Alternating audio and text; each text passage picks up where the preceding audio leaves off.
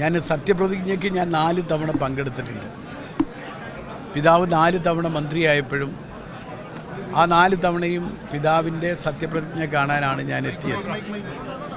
അല്ല, 3 തവണയാണ് എത്തിയത്. ആദ്യത്തെ തവണ പിതാവ് 80-ലാണ് ആദ്യമായി വനം തൊഴിൽ വകുപ്പ് മന്ത്രിയാവുന്നത്. പക്ഷേ അന്ന് ഞങ്ങൾക്ക് സത്യപ്രതിജ്ഞയ്ക്ക് എത്താൻ കഴിഞ്ഞില്ല. ഞങ്ങളുടെ കുടുംബത്തിൽ നിന്ന് ആരും വന്നിട്ടില്ലായിരുന്നു.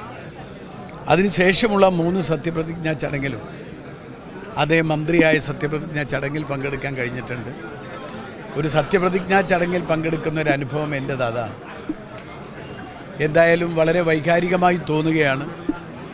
ഈ നിയമസഭയുടെ പ്രത്യേകിച്ച് മുഖ്യമന്ത്രിയും സ്പീക്കറും മന്ത്രിമാരും പ്രതിപക്ഷ നേതാവും ഒക്കെയുള്ള ഈ ചടങ്ങിൽ വെച്ച് എൻ്റെ നാട്ടുകാരുടെയും സ്നേഹിക്കുന്നവരുടെയും എല്ലാം മുന്നിൽ വെച്ച് ഇങ്ങനെ ഒരു നിയമസഭാ അംഗമാവാൻ സാധിച്ചത് ഒരു വലിയ കാര്യമായി ഏറ്റവും എന്നെ പ്രചോദിപ്പിക്കുന്നു.